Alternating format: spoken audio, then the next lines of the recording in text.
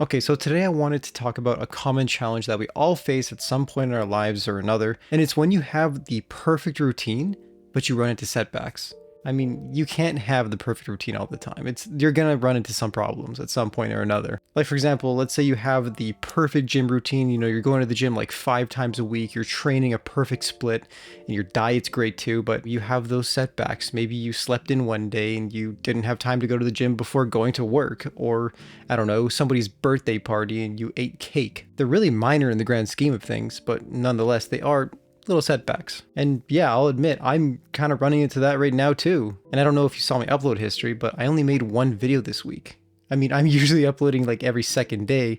And the thing is, yeah, I ran into a lot of setbacks here and there, but in the end, it gave me this video idea. So, I don't want to just talk about setbacks. I want to talk about, recognizing them. How do you get over them? All these things. I mean, it's good to know when you're running into setbacks. And once you kind of realize, okay, yeah, this is just, it's a little obstacle. I mean, we'll get over this. It's only when you give up that you run into issues. All right, so the first step is you just have to realize that this is a setback. You have to recognize that, yeah, you start missing your morning workouts, or, you start missing deadlines at work, these little things like that. You start missing your YouTube video deadlines, shit like that. Or it could be just simply when you're feeling demotivated or unproductive. These are setbacks in itself, and you have to recognize that, yeah, they're just minor obstacles. And it's also really important that you recognize these signs early, because the longer you wait, the harder it's going to be to keep moving forward. And then the next step is self-reflection and accountability. Because once you recognize the setback, you have to kind of hold yourself accountable, and you have to kind of reflect a bit, like what happened?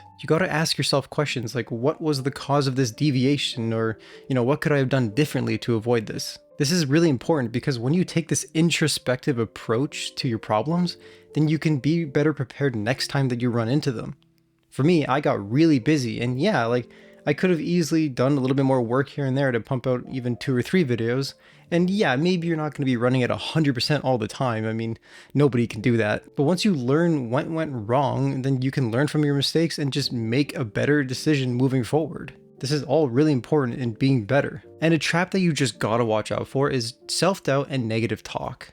When you fall off track, it's really easy to just doubt yourself and just think, oh wow, I suck. You can't think like that. It's just gonna hurt you. It does nobody any good. Stay hydrated. I mean, I was looking at my channel stats and I saw my last video was 7 days ago, and I was just like, oh my god, how am I going to do my goal of 130 videos a year? Or I don't know, how am I supposed to grow? And all these doubts started creeping in. They weren't serving me at all. And it was kind of a waste of space, really. But I just made a video and then all the doubts went away. If anything, my last video about self-mastery actually did really good. It's just a reminder that I have to keep going. And you just have to remember that these setbacks are a part of the journey. They don't define you. Instead of trying to focus on the negative all the time, why don't you focus on how to get back on track and just remind yourself why you started this project in the first place? For me, I remember my why. I remember that every time you watch my videos, I hope to improve your life even just a little bit. And that is what keeps me going and making more videos. It's not about the growth really, it's just about helping people in the end. So now that you've done some self-introspection, you know what happened, all that self-doubt talk is gone, all that crap, right? When you know what went wrong, it's time to start planning for next time. Because the thing is, these things can and will go wrong again. You can't just assume everything's perfect again. If it was, then this wouldn't have happened. So this might mean you have to break your goals into smaller tasks, and you have to make them more manageable. Because maybe you set a target that was too high and you just got to bring it down just a little bit. Now you're not being lazy. Don't confuse that with laziness. But if you're aiming to let's say you want to make a video every single day, maybe you got to bump it back to every second day for now. Or maybe you got to find an accountability partner. There's so many different things you can do that can help you out for next time this happens. And I truly do second the accountability partner, as I do have a couple of accountability partners for YouTube, and they really help me move my ass when I'm feeling just completely wasted. And also remember that whatever plan you make, it's got to be realistic and actionable. If you don't think you can upload daily, don't do it. Because then if you make that plan and you don't follow through with it, you're just going to feel worse. Don't do it. All right.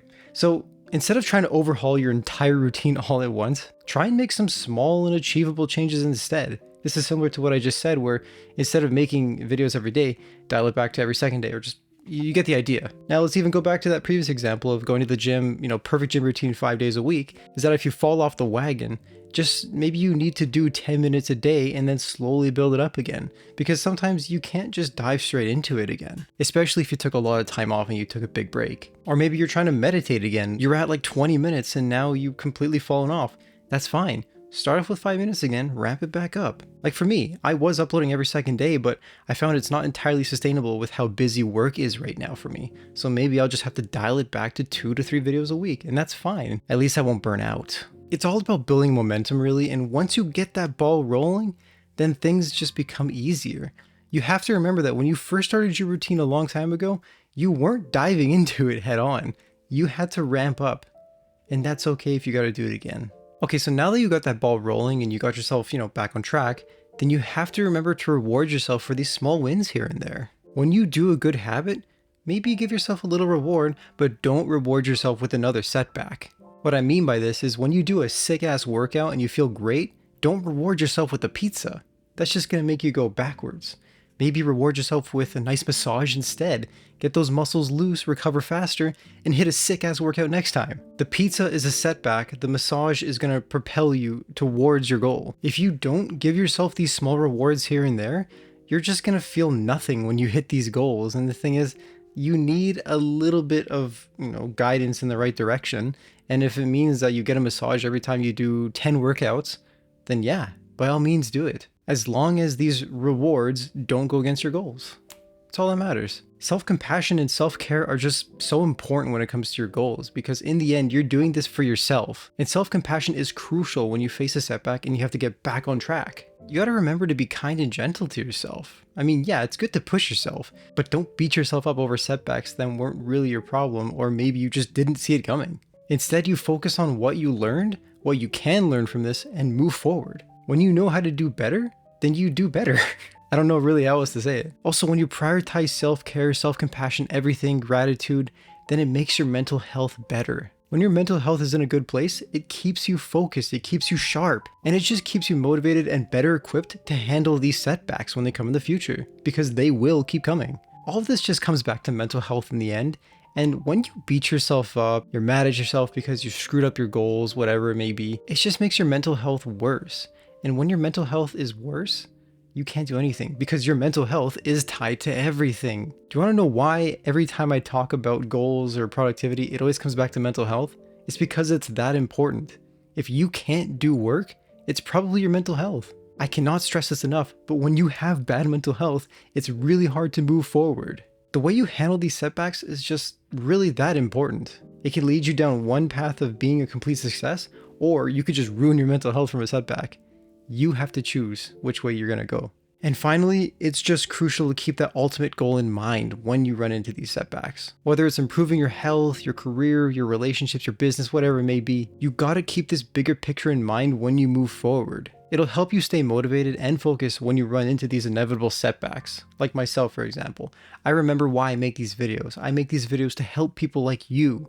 And that's what keeps me going, even when things are super busy and I have no free time left. For me, I know this channel is going to be a long-term thing anyway, and yeah, maybe I didn't upload for a week, but in the grand scheme of things, it didn't really mean much. And if anything, it got me this video, so it worked out in the end. Life happens, and you know what? I realize that. What really matters here is I adapt to the changes in my life because things are going to keep changing, and I'm going to have to keep growing and evolving. And I know that if I continue to work on my mental health and I keep improving my process every time, I can only do better next time. So if you had to take one thing away from this video is improve your mental health and these setbacks will mean nothing to you. I promise you that. Stay strong. See you guys in the next one. See ya.